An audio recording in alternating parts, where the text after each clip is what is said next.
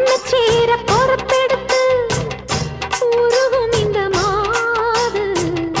தெற்கு திச தென்றலிடும் தினமும் விடும் தூது அம்மன் கோயில் சில எழுது அசஞ்சி வரும்போது உள் மனசு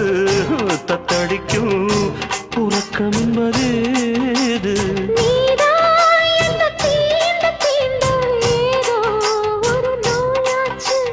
நான் தான்